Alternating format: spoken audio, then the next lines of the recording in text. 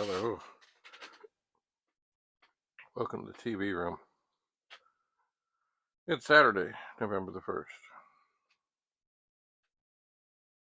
Game 7, imminent. And I must say that since last night's double play game-ending play, I've been mighty sad.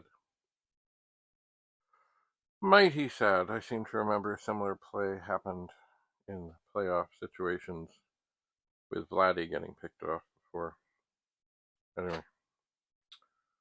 Yeah, I had lots to do today. I got some stuff done, but I did nap, and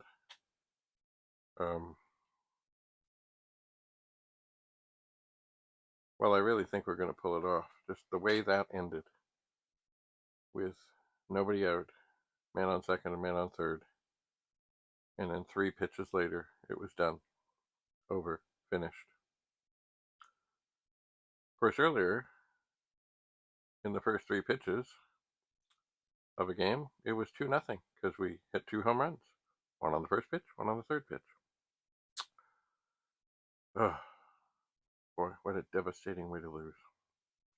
Anyway, I do hope they can bounce back tonight. I will be watching, and I will be hoping, and yes, I will be praying.